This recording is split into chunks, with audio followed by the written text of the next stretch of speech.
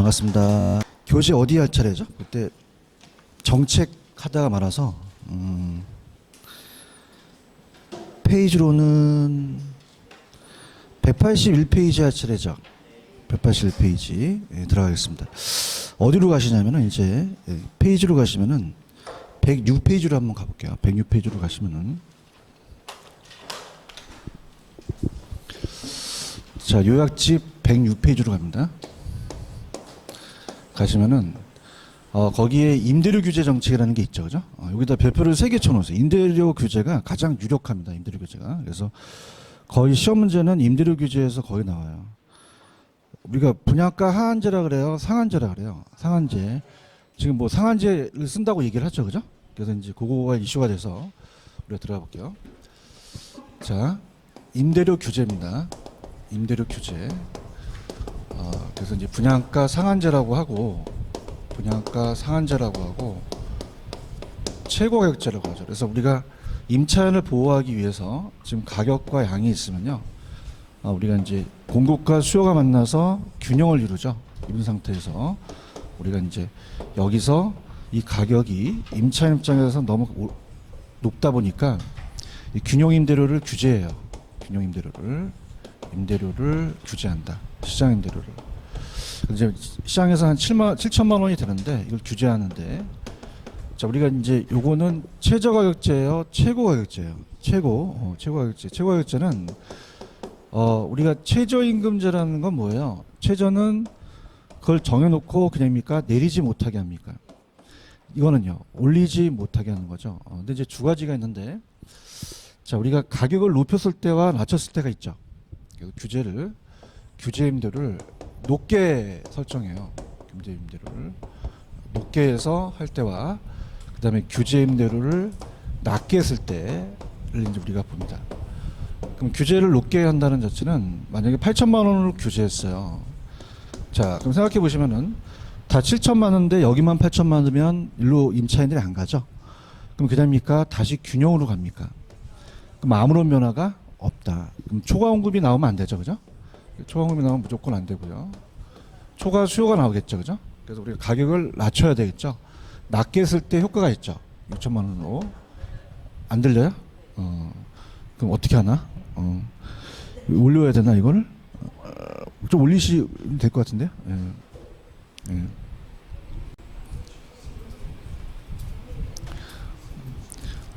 자, 끊기면 안 되니까 6천만 원으로 이제 가격을 낮게 하게 되면 초과 수요가 발생이 되죠. 초과 수요. 이 정도는 되겠어요? 너무 울리지 않나요? 괜찮아요? 괜찮아요? 예? 울려요? 노래방 같아요? 자, 하나 둘 셋. 지금 괜찮아요? 또 괜찮아요? 됐습니다. 그죠? 그래서 우리가 가격을 낮추게 되면은 초과 수요가 발생을 해요. 근데 이제 우리가 시험 문제 단기와 장기가 나옵니다. 단비장탄이라고 암기하셨죠, 그죠?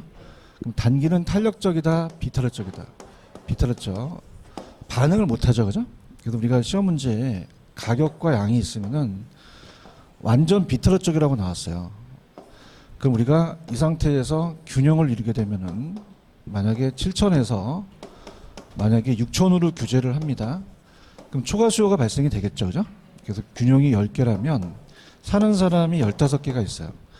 그럼 우리가 더 사는 사람이 많아지니까 초과 수요만큼 5개가 더 초과 수요가 발생하겠죠, 그죠? 그럼 우리가 단기도 뭐 임차인들의 이동이 좀 저하돼요. 근데 이제 기존 임차인이 혜택을 본다는 건, 자, 지금 가격이 떨어지니까 1천만 원만큼 이 완전 비탄력적은 공급을 줄여요, 못 줄여요?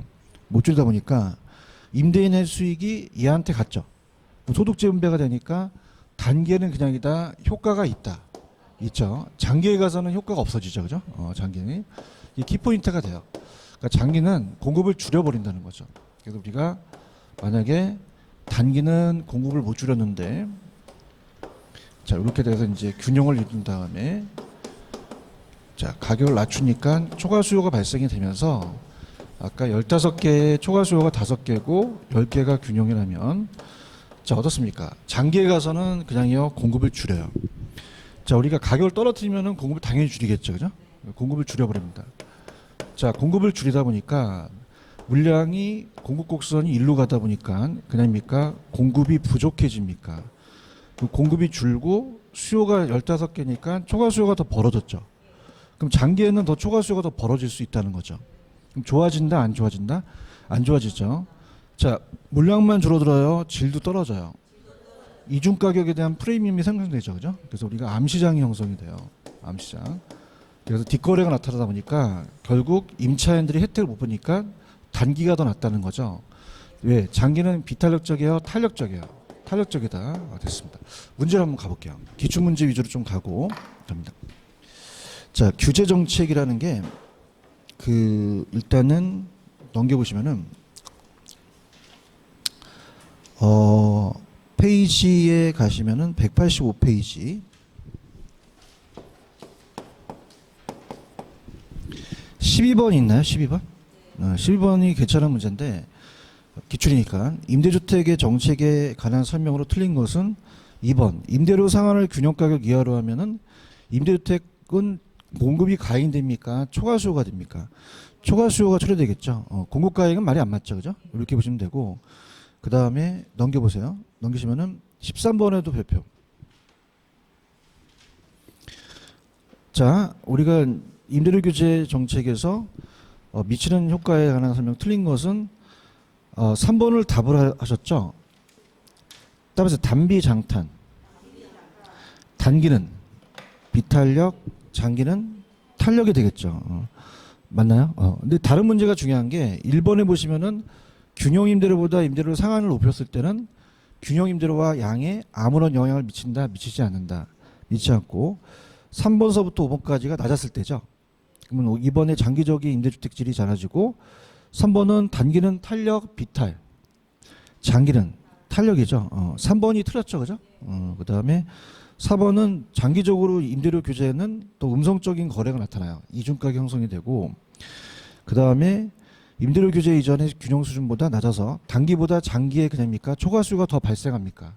발생할 수 있죠, 그죠? 이렇게 보시면 되고 그 다음에 지금 14번을 이제 보시게 되면은 자, 아직까지는 우리가 시험 문제 안 나왔지만은 14번의 임대료 규제에서 틀린 거는 자, 1번인데 제가 저번에 임대료 규제도 간접 개입에 들어가요, 직접적 개입에 들어가요. 직접이 들어가죠. 아직은 나오지 않았어요. 그러니까 우리가 조세를 통한 거는 간접이죠. 그러니까 조세를 통해서 수요 공급을 건드려서 가격을 조종하려고 하는 거는 간접인데 이거는 그냥요 가격을 건드려요. 건드린다는 거는 직접적인 개입이라고 보셔야 되죠. 간접이 아니라 직접이다. 그래서 아직은 안 나왔는데 그렇게 보시고요. 그 다음에 오른쪽에 보시면은 임대료 규제에 틀린 거 4번을 보시면은 임대료 규제는 지역 임차인의 수요 탄력성을 탄력화한다. 자, 보세요.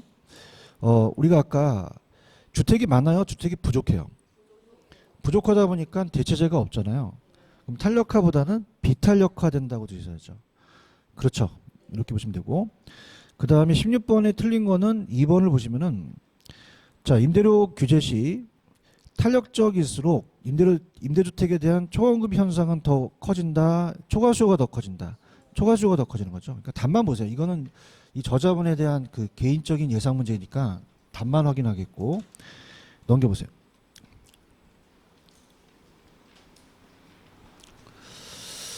자, 넘기시면은 이제 우리가 22번에다가 별표를 쳐보세요. 22번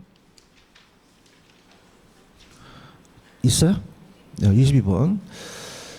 자, 4번이 정답이죠. 임대료 규제는 임대 부동산을 질적으로 향상시킵니까? 질적이 저하됩니까? 저하되고 기존 세입자의 주거 이동을 촉진하는 게 아니라 저하되죠. 예, 그 정도만 보시면 임대료 규제는 그 다음에 22번에 3번에 가시면 임대료 규제는 장기적으로 민간 임대주택 공급을 위축시키겠죠. 이해하셨습니까? 그 정도만 보시면 돼요. 그 다음에 이제 넘겨보세요. 보조와 공공을 같이 묶어서 볼게요. 자, 108페이지로 가시면 요약집.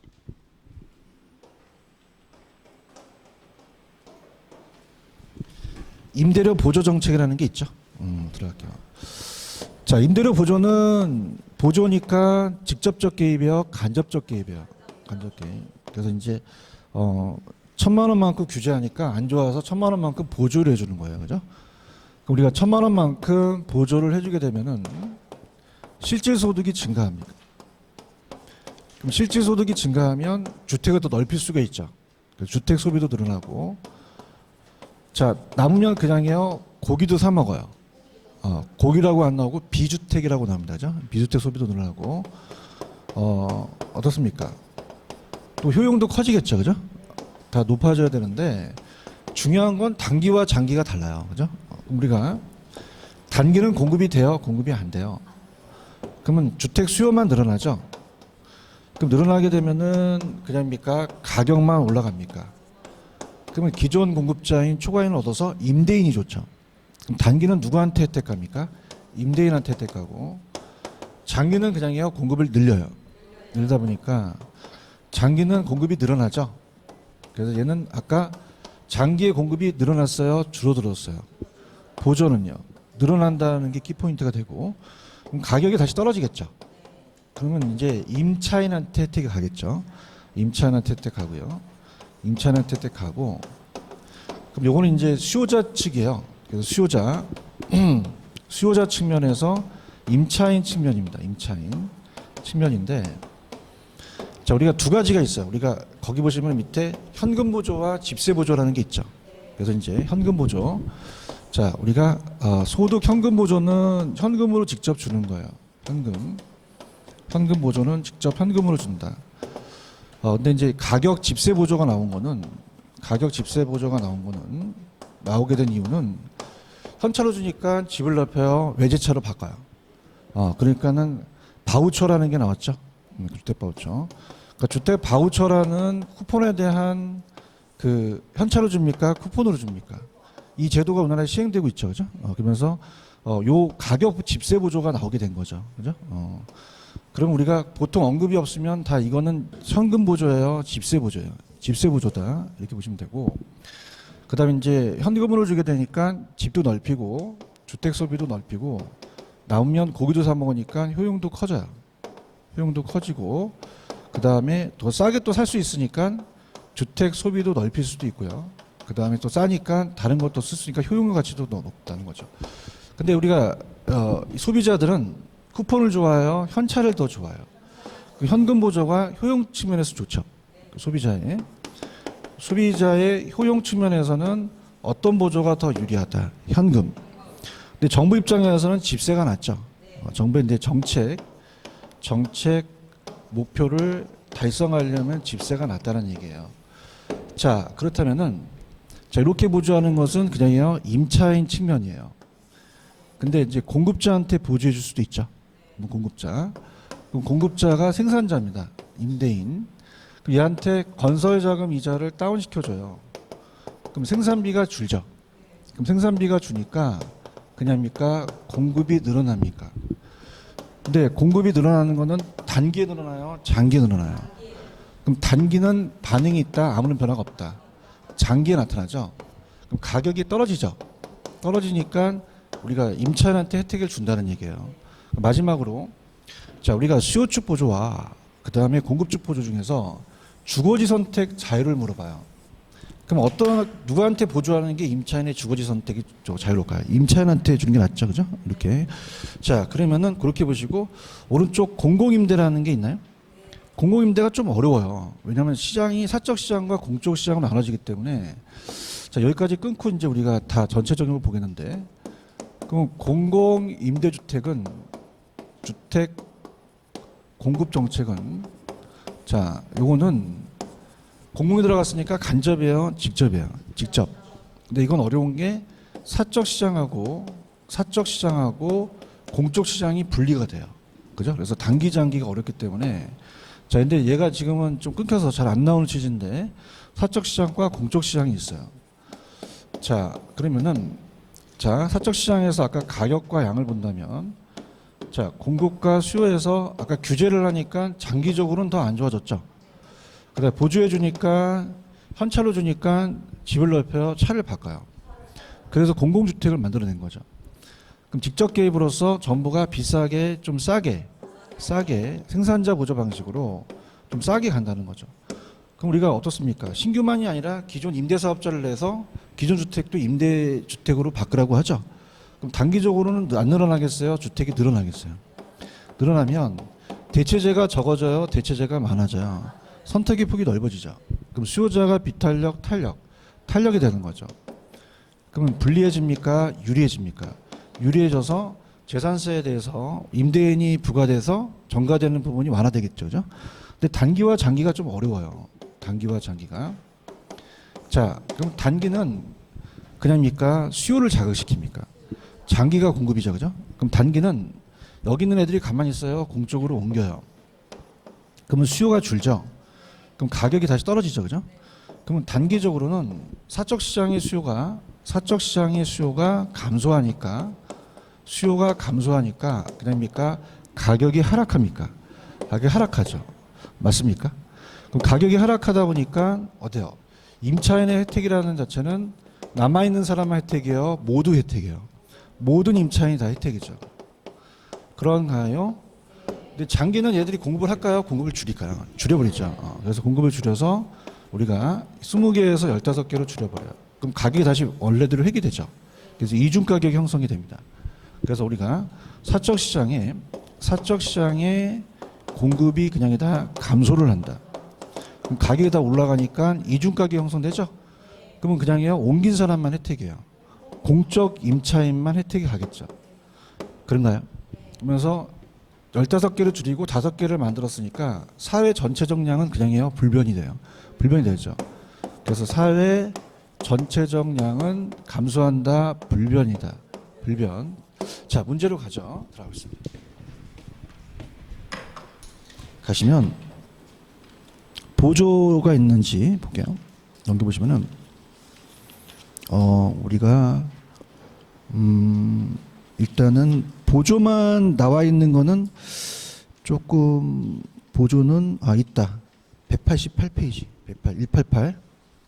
188로 가시면 17, 18, 19 있어요? 자, 188 갑니다. 자, 17번 임대료 보조에 대한 정책 중 틀린 것은 자, 아까 수요만 증가했어요? 공급도 증가했어요? 그럼 4번이 정답이죠? 이렇게 보시면 되고 그 다음에 18번은 옳지 않은 거 보조에 3번 임대료 보조금을 임대주택 소비에만 사용하더라도 임대료 보조 이전에 비해 타 재화의 소비 수요가 감소합니까? 증가합니까? 증가하고 그 다음에 19번에 가시면은 19번에 3번이 옳지 않는 건데 자 주거 안정에서 측면에서는 아까 현금 보조를 하다 보니까 외제차를 막 사죠. 그럼 정부 입장에서는 어떤 보조가 난 거예요? 집세 보조가 주거를 안정시키겠죠. 이해하셨습니까? 이렇게 잡으시면 되고 그 다음에 20번에다가 별표를 쳐보세요. 20번에다가 자 별표 3개 치세요. 자 일단은 굉장히 중요한 문제예요. 기출이 이게 나올 가능성이 좀 큰데 일단 아까 제가 정부가 아까 봐봐 이 규제는 단기 효과가 있었죠. 그러면은 1번 정부가 임대료 상승을 규제 가격 이하로 규제한다면 단기적 동그라미 치세요. 두 번째 줄 충분히 발휘되지 못한다 밑줄 쳐보세요. 규제 효과가. 그럼 이 지문이 맞을까요? 틀리죠. 단계는 그냥입니까? 규제 효과가 있습니까? 그럼 맞는 지문이다. 틀린 지문이다. 그럼 임대주택 공급량이 늘어나지 않는 게 아니라 줄어들지 않기 때문에 임대료 규제 효과가 충분히 발휘되죠. 몇 번 정답? 1번. 자, 2번 맞고요. 3번도 맞고 4번 지금 4번에다가 별표를 3개 치시는데 자, 정부가 임차인한테 임대료를 보조하게 되면 단기적으로는 자, 일로 와보세요. 단기적으로는 그냥요. 가격이 올라가요. 장기적으로는 가격이 떨어지죠. 그죠? 여기 유력해요. 유력하고 아까 제가 우리나라에 주택 바우처가 없다. 주택 바우처가 있다. 주거 바우처가 있죠. 그죠? 임대료 보조를 교환권으로 지급하는 제도를 우리나라의 일부 지자체 저소득 가구의 주택 임대를 일부 지원하는 방식으로 운영되고 있지 않다. 되고 있다. 되고 있다는 거고 그 다음에 21번은 기출이에요. 4번을 보시면은 장기 전세 주택이라는 게 있죠. 자, 이거는 30년이었어요. 20년이었어요. 20년이었죠. 그럼 어떻게 해오냐? 전세 계약이 보통 몇 년이야? 그래서 20년이야. 야매야. 그렇죠. 30년이 아니라. 그래서 국가나 지자체 재정이나 도시구금의 자금을 지원받아서 전세계약 방식을 공급하는 공공임대주택은 임대 의무기는 20년으로 하셔야 돼요. 무슨 말씀인지 아시죠? 그 다음에 저번에 23번은 풀었었죠. 23번은 뭐였냐면 10년짜리가 있어요, 없어요? 10년이에요, 3번에 8년이에요. 8년이다 이렇게 보시면 되고, 그 다음에 24번은 적중될 가능성이 좀 적은 게 이 저자분이 노력을 하셔서 이게 나올 수 있을 것 같다는데 이게 나오는데 적중되면 좀 그렇죠, 그죠? 그래서 일단은 기억해 보시면은 임대사업자가 공공주택 사업자가 아닌 자로서 자 밑에 해설에 가시면은 10호라고 되어 있어요, 1호라고 되어 있어요. 1호 이상의 민간임대주택을 취득하여 임대하는 사업을 할 목적으로 등록한다고 되어 있죠. 그런가요? 그 다음에 뭐 니은번은 뭐 주택 임대 관리업자가 자기 관리가 있고 위탁이 있겠죠. 자기는 주택의 소유자로부터 주택을 임차해서 자기 책임으로 전대하고, 위탁은 주택의 소유자로부터 그냥입니까 수수료를 받습니까? 임대료 부과 징수 및 시설을 유지 등의 대행을 하는 형태인데, 이 저자가 왜 이걸 냈냐면 디귿번이 작년 시험 문제 나왔었어요. 별표를 3개 쳐보세요. 그럼 임대관리업자가 하는 업무가 있죠. 여기에 눈을 크게 찾아봐도 대출할 수는 있습니까? 대출할 수는 없습니까? 없죠. 그러니까 임대차 계약의 체결 해제, 해지, 갱신 및 갱신 거절, 임대료의 부과 징수, 임차 내 입주 및 명도 퇴거 시설의 유지 보수 계량 및 그 밖에 주택 관리 업무 들어가는데 대출할 수는 들어간다 안 들어간다? 그것도 낸 거예요. 넘겨보세요. 작년 때문에 낸 거예요. 25번 가보세요. 그럼 25번의 정답은 몇 번이에요? 1번이죠. 자 여기에 민간임대주택에 관한 특별법에서 위탁관리형 주택임대관리업 등록할 때 주택임대관리업자가 임대를 목적으로 하는 업무에 해당하지 않는 건 뭐다? 대출하여서는 안 한다는 거죠. 이해하셨습니까? 그러니까 이게 시험 문제가 뭐 이거는 이 교과서에 외적인 게 나왔거든요. 그죠? 그러니까 할 수 없이 뭐 이런 것들은 그냥 우리가 수용해야 돼요. 아시겠습니까? 자, 대출할성 같은 거 잘 할까 안 할까? 안 하니까 뭐 참고적으로 우리가 좀 상식적으로 맞춰야 됐을 문제였죠. 1번이었고. 그 다음에 전 페이지로 가시면은 아까 24번에 디귿까지 했었죠. 리을에 보시면은 국가지자체 한국토지주택공사가 또는 지방공사 그가 조성한 토지의 1% 이상의 범위에 대통령이 정하는 바 이상을 임대사업자에게 우선 공급했다는데 맞고요. 그 다음에 이 저자가 미음번은 시도지사가 공공지원 민간임대주택이 원활하게 공급될 수 있도록 공공지원 민간임대주택 공급 촉진지구를 지정한 다음에 촉진지구에 건설 공급되는 전체 주택의 호수의 밑에 해설을 보세요. 몇 퍼센트? 50% 공공지원 민간임대주택에 건설 공급될 것을 요건을 한다. 찾았습니까? 근데 이 저자가 내신 건데 적중이 될까요? 적중이 되면 이분 굉장히 좋겠죠, 그죠? 근데 이제 조금 희박하죠, 그죠? 개인적인 거기 때문에 이건 그냥 이 80이다, 50이다 그냥 그렇게 가져가세요. 아시겠습니까? 그 다음에 비읍번을 보시면은 공공지원 민간임대주택 공급 촉진 지구란 공공지원 민간임대주택 공급을 촉진하기 위해서 지정하는 지구다. 그러면 이 저자가 얘기하신 거는 기억하고 미음번만 틀렸죠? 그래서 그렇게만 알아가시고 넘겨보세요. 26번. 자, 주택법령상 규정에 의해서 관한 것에서 옳은 것은 자, 우리가 준주택이라는 거 아시죠? 공법 시간에 준주택 배우시죠? 주택이에요, 주택 외예요. 그래서 우리가 이제 뭐 오피스텔이나 그런 거 배우셨죠? 그래서 그런 거. 그래서 이 부속 토지로서 주거시설로 이용 가능한 시설 등을 말하며 그 범위의 종류는 국토교통부령이에요, 대통령령이에요. 뭐 공법도 아니고 뭐 그지? 그죠? 그러니까 이 저자분의 개인적인 생각이에요. 찾았습니까? 니은에 국민주택이라고 들어보셨죠?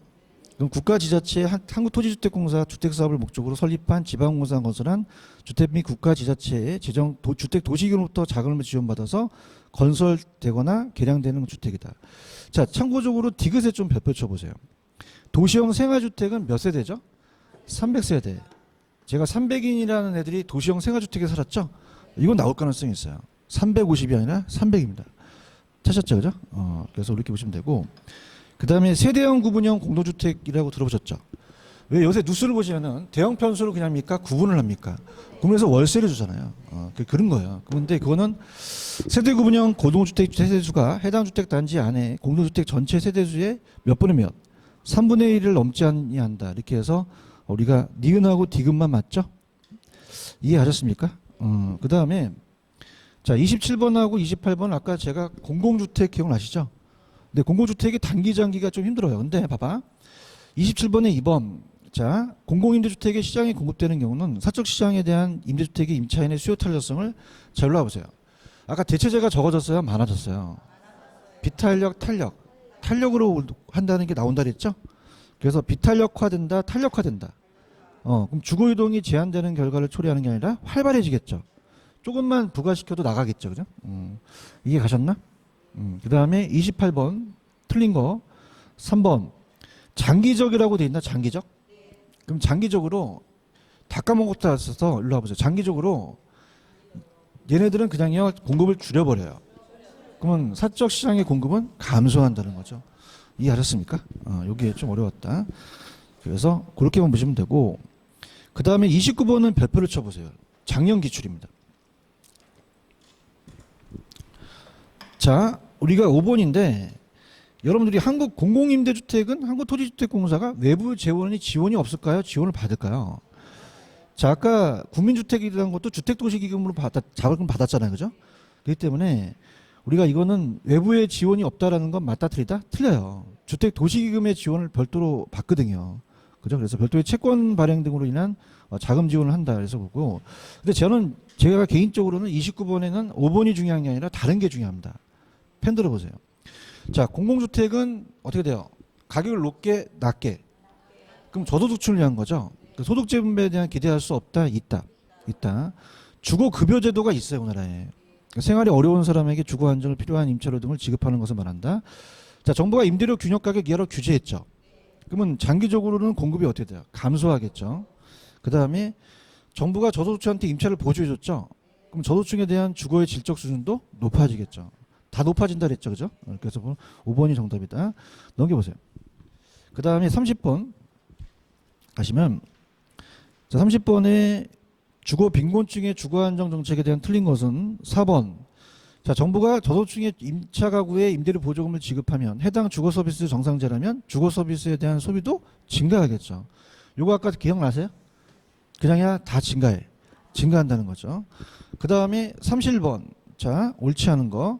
2번 임대료 보조는 지급된다고 하더라도 다른 조건이 일정할 경우 저가주택의 임대료 장기적으로 원래 수준으로 회귀되므로 시장 전체의 저가주택 공급량은 안 늘어난다. 늘어나요. 그렇죠. 자 장기적으로 아까 공급이 안 증가해요? 증가해요. 왜? 여러분들 하향여가라는 얘기 들어보셨죠? 하향여가 돼서 저가주택량을 늘리거든요. 그래서 증가한다고 보셔야 됩니다. 이해하셨습니까? 그 다음에 이제 32번은 종합선물 세트니까 한번 볼게요. 자 들어갑니다. 주택시장에 대한 정부 정책에 관한 효과에 대한 설명이다. 옳은 것은 아직은 탄력성은 우리가 세금은 안 했지만은 탄력적이 부담이 적죠. 그냥이야 비탄력적이 부담이 커. 그러면 그냥이야 공급이 완전 비탄력적이야. 공급자가 다 불리하죠. 그럼 다 전부 누가 내? 공급자가 기착되겠죠. 그런가요? 자 정부가 규제 임대료 상한이 아까 저 봐봐 칠판 봐봐 저 8천만 원으로 높였어. 그럼 시장 상황에 임대주택 공급량에 영향을 미치지 않는다. 몇 번이 정답이에요? 자 지금 여기서 옳은 거는 2번이 정답이죠. 그 다음에 임대료 규제는 기존 임차인들의 이동을 활발하게 할까요? 저하할까요? 저하하죠. 얘기 좀 해봐. 가격이 떨어지니까 물량이 없잖아. 갈 데가 없으니까 저하되는 거죠. 그 다음에 저소득층의 임대료를 보조하게 되면 주택 소비량만 늘려요. 고기도 사 먹어. 고기라고 나와 다른 재화라고 나와. 항상 증가하는 거죠. 그런가요? 그 다음에 5번에 아까 제가 주거지 선택 자유라는 게 있었죠. 그럼 누구한테 보조해 주는 게 주거지 선택 자유가 좋아요? 임차인.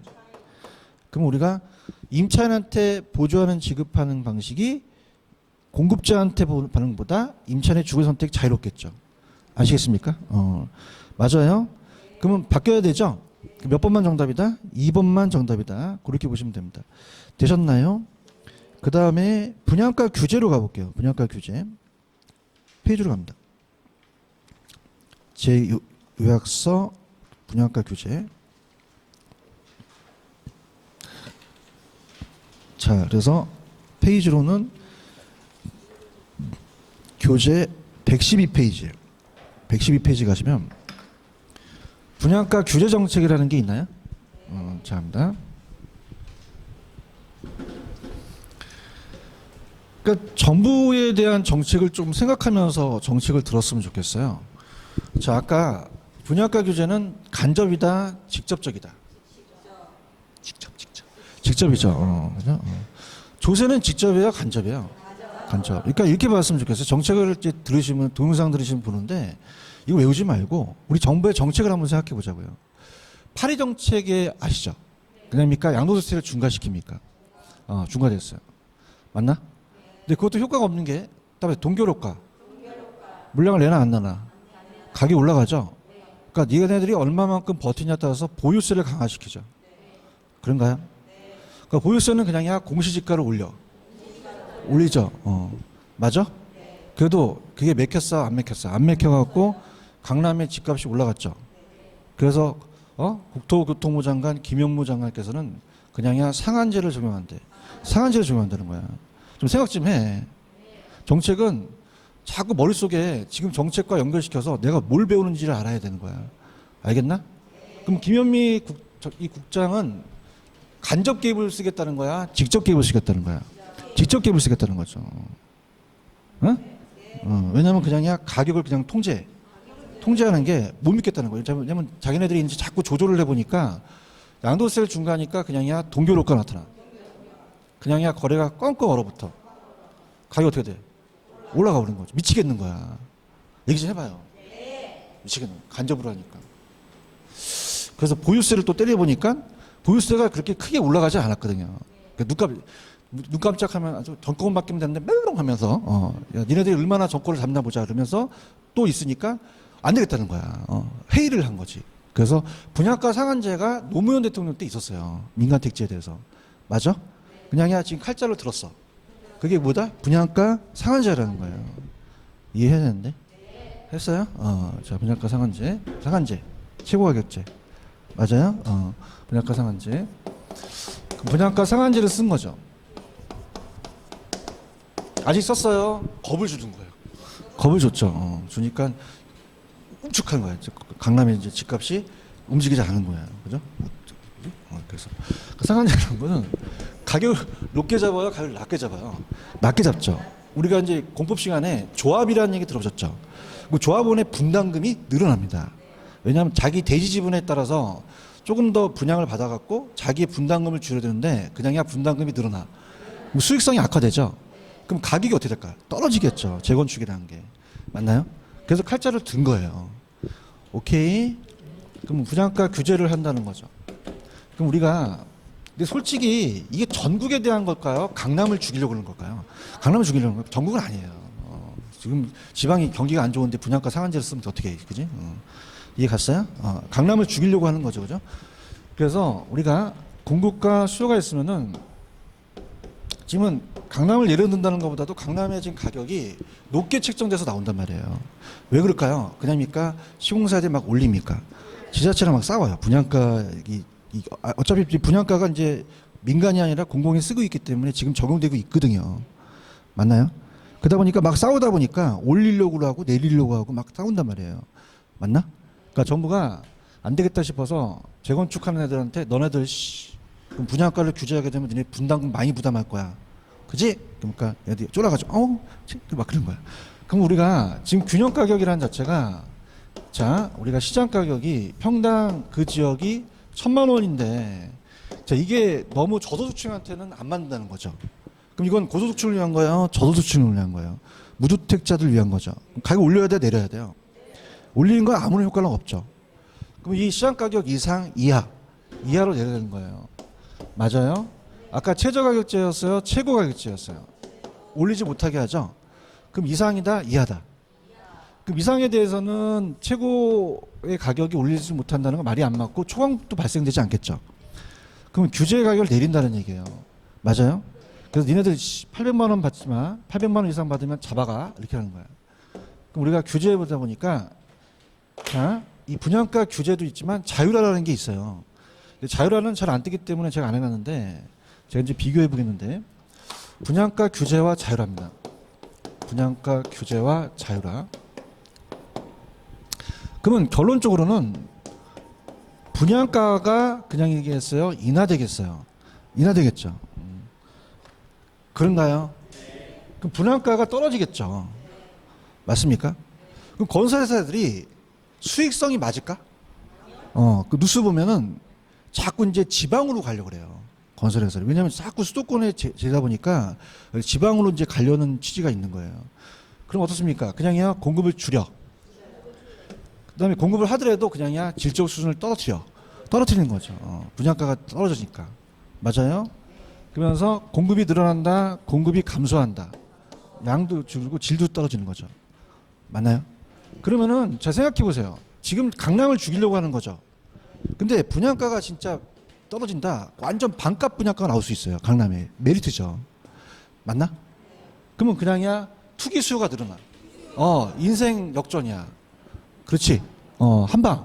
한 방울 우리는 그냥이다. 수리수요다. 투기 수요가 늘어난다. 근데 단점이 될까 잘 안 될까? 저 못 돼. 가산점 추첨하게 되면 그 어떤 점수가 어마어마해야 돼요. 여러분들 추첨 많이 돼보셨어요? 안 됐지? 뭐 느낌 몰라. 느끼는 맨날 떨어지는데 그지? 그게 왜냐면 점수가 어마어마하게 높아야 돼요.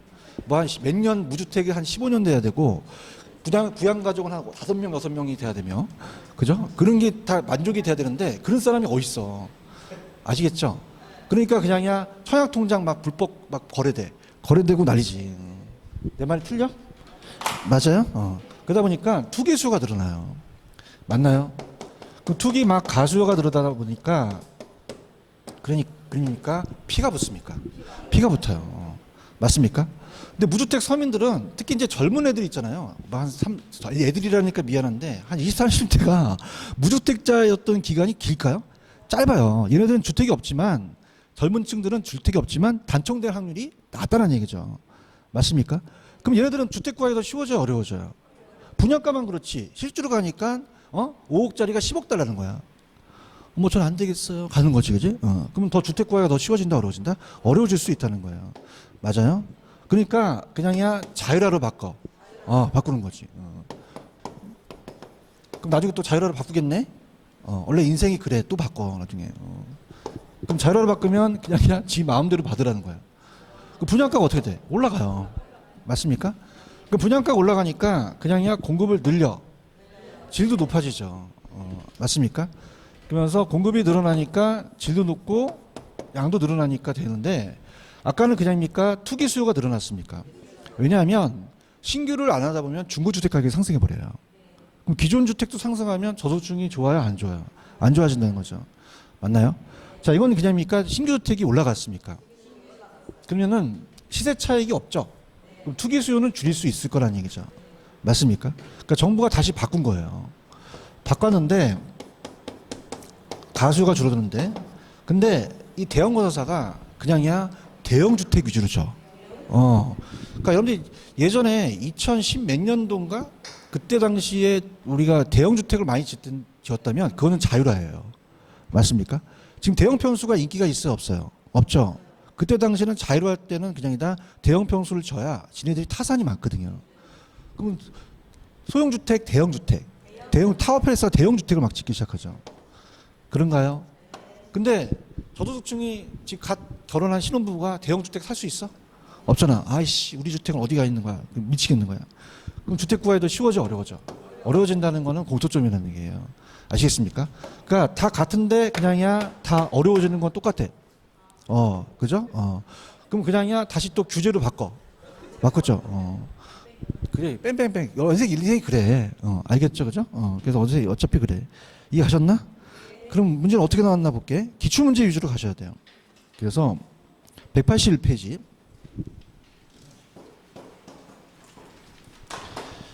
3번 문제 있죠?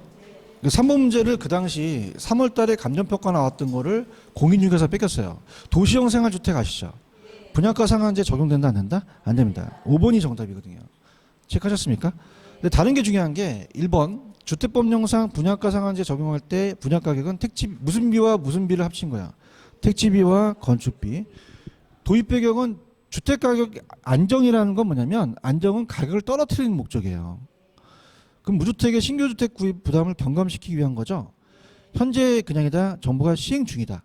시행 중인 게 규제예요. 맞나요? 그럼 신규택에 대한 공급 위축 현상과 질이 하락되는 문제점이 나타날 수도 있다는 얘기죠. 그 다음에 4번도 기출이라고 적어놓으세요. 기출. 나는 개인적으로 나도 문제집을 쓰면은 기출은 기출이라고 좀 적었으면 좋겠어요. 근데 이게 왜 그러냐면은 이게 기출이 많으면 또 기출 문제집 같잖아. 그러니까 싹 바꾼 거예요. 좀 편집해 주세요. 자, 4번 있어요? 나도 같은 강사로서 마음이 좀 아프긴 해. 그죠? 근데 이제 싹 이제 기출 문제집 같이 아닌 양 이렇게 찾았습니까? 이런 얘기는 내가 안 하는데 내가 또 인간적이잖아, 되게. 자, 4번 갈게. 분양가 상한제에 오른 것은 기억, 장기적으로 민간의 신규주택 공급을 위축시켰죠. 그럼 주택 가격을 또 상승시키겠죠. 자, 상한 가격 시장가보다 낮을 경우 일반적으로 초과공급이 발생합니까? 초과 수요가 발생하죠. 발생하지 못해요. 자, 주택건설업체의 수익성이 어떻게 되겠어요? 낮아지니까 공급을 감소시키겠죠. 시장가격 이상 이하로 상한가격 설정해야 무주택 주택가격 부담을 완화시키겠죠. 그러면 정답은 1번이 정답이겠죠. 이해하셨습니까? 그 다음에 이제 5번을 가시면은 자, 이 분양가 규제도 간접 개입이에요, 직접 개입이에요? 직접이죠.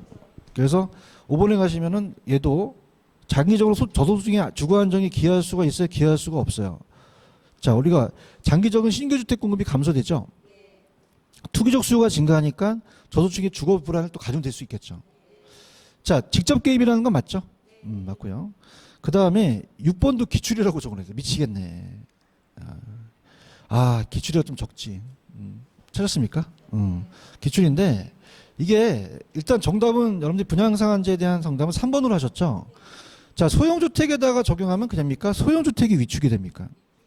대형주택이 더 증가될 수 있죠. 맞나요? 자, 이게 굉장히 중요한 게 이거예요. 자, 보세요. 여러분들 아까 임대료 규제 기억나시죠? 그럼 우리가 단기는 탄력적이에요, 비탄력적이에요? 비탄력적이죠. 반응을 해요, 못해요? 그럼 줄여요, 잘 못 줄여요? 못 늘리죠, 그죠? 그럼 장기로 갈수록 초과수요가 더 늘어난다는 거죠. 그럼 초과수요라는 것은 물량이 더 부족한 거거든요. 그럼 이게 좁혀질수록 좋아요, 벌어질수록 좋아요? 인생을 좁는 거야. 이게 좁혀져야 돼, 벌어져야 돼? 어지럽다. 자, 가격을 떨어뜨려봐. 떨어뜨리면 그냥이야 공급을 줄이죠. 그럼 비탄력은 그냥이야 반응을 잘 못해. 많이 줄여, 잘 못 줄이죠. 얘기해봐요. 근데 탄력적은 그냥이야 더 많이 줄여. 더 많이 공급을 줄일 수 있다는 거죠. 이제 좀 이해가 가야 되는데. 그러면 수요도 마찬가지로 더 수요를 많이 늘릴 수 있죠. 그럼 이게 벌어질수록 더 안 좋다는 거예요. 맞아요? 그러면 탄력적이면 그냥이야 이게 초과 수요가 더 벌어지죠. 맞습니까? 맞아요? 그러면 탄력적이라는 건 그냥이야 반응을 해. 그래서 집에서 가만히 있지 말고 딴 데도 알고 그냥 도서관에서 가랭이를 약간 찢어야 돼요.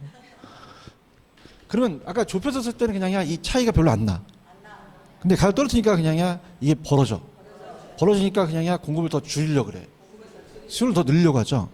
그럼 탄력적일수록 초과 수요가 더 늘어난다는 얘기예요. 이해하셨습니까? 그래서 지금 1, 2번이 어려운 지문이에요.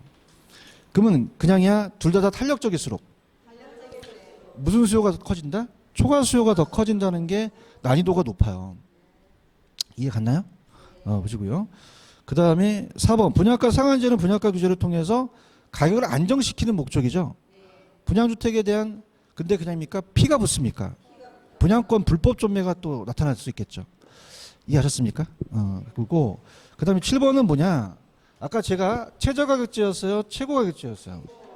그러면 7번에 틀린 거는 3번이죠. 그러니까 분양가 상한제는 분양가를 시장가격 이하로 통제하는 최고가격제가 되는 거죠. 지적 개입 맞고요. 그 다음에 8번 분양가 규제를 하잖아요. 그럼 5번에 가시면은 초과 수요 현상이 증가한다. 자, 건설업체가 수익성이 악화되죠. 그럼 그냥입니까? 질적 수준도 저하됩니까? 저하된다는 거죠. 이해하셨죠? 그래서 넘기시면 그냥이야 자율화로 바꿔. 자율화 있어요? 그럼 틀린 거는 자율화도 4번에 신축 공급이 증가한다는 건 맞죠? 근데 저소득층의 주택 구입난을 완화시킬까요? 아니죠. 우리가 신규가 공급이 증가하고 가격도 상승하고 대형 주택 위주로 가니까 저소득층의 주거비 부담이 더 가중되겠죠. 맞나? 그래서 내가 요건 반대지만 둘 다 좋아진다, 둘 다 안 좋아진다. 안 좋아지는 거는 공통점이라고 얘기를 했어요. 아셨죠? 여기까지. 이해하셨습니까? 이렇게 보시면 되고. 그다음에 9번을 한번 볼까? 그럼 9번은 자율화는 그냥이야 대형주택주로 가. 그럼 저소득층에 신규주택 구입하는데 부담이 증가되니까 저소득층의 주거비 부담이 가중되죠. 분양가와 시장가격 차이가 크지 않죠. 그럼 단기 거래에 통한 양도 차익을 노린 투기적 수요가 늘어난다, 감소한다. 다 얘기했잖아 아까. 감소한다. 그 다음에 신규주택에 대한 질적 수준이 어떻게 돼요? 높아지겠고. 그런가요? 5번에 단기적으로 중고주택 가격이 상승함에 따라서 장기적으로 신규 부동산시장의 소비자들 이동이 또 초래될 수 있겠죠. 몇 번이 정답이에요? 그러면 이 저자가 낸 거는 규제나 자율화나 결과적으로는 저소득층한테는 안 좋다는 거예요. 주택난이 심각해진다는 거죠. 오케이? 그래서 여기까지. 이해 가셨어요? 좀만 쉬었다가 갈게요.